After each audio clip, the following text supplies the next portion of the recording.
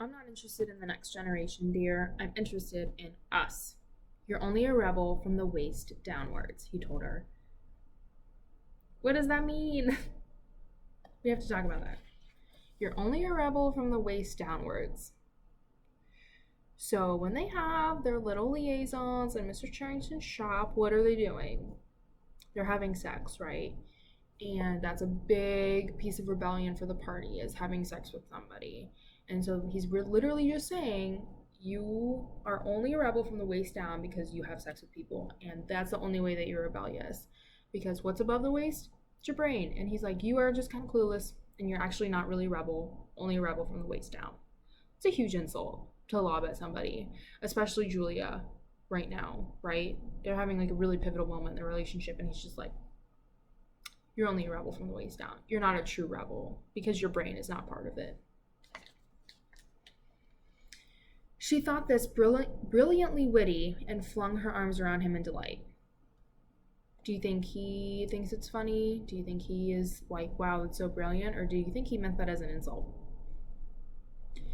In the ramifications of party doctrine, she had not the faintest interest. Whenever he began to talk of the principles of Ingsoc, doublethink, mutability of the past, and the denial of objective reality, and to use newspeak words, she became bored and confused and said that she never paid any attention to that kind of thing.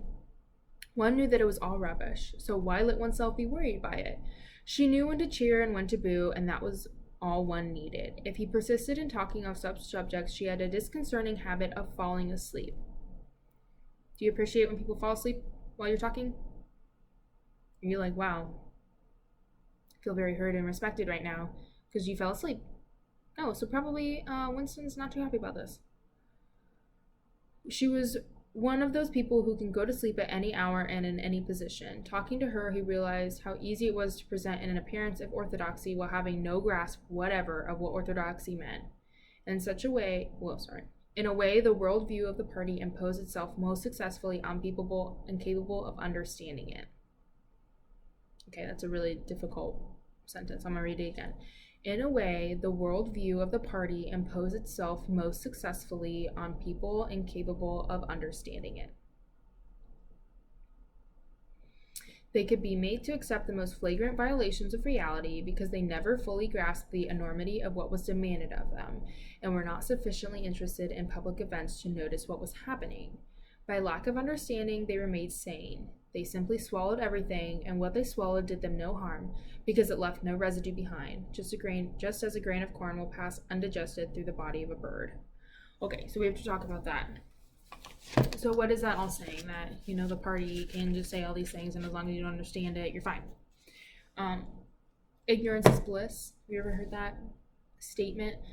It's something that we use, as long as you don't know something or don't realize it, it's really easy to swallow this information. And I think that's kind of what Winston is talking about here, because he says, as long as Julia doesn't really understand the gravity of these decisions and these memories, then she's going to be fine.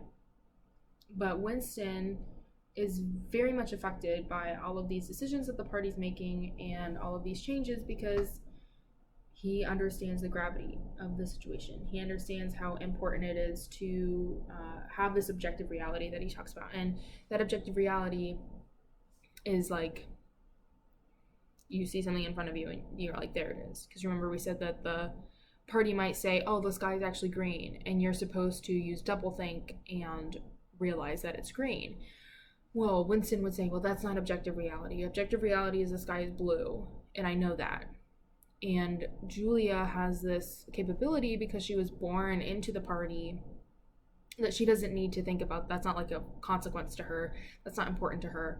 She can just be like, yeah, party says that, cool. And then she moves on. But that's really important to Winston to realize that he and Julia have these really huge fundamental differences in the way that they view the party and the way that they view their world.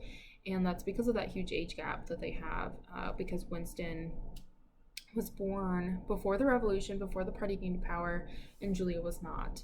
And so I think we're going to find that there's going to be a lot of kind of tension in their relationship going forward because they have these fundamental differences, and that's going to be something really interesting to explore.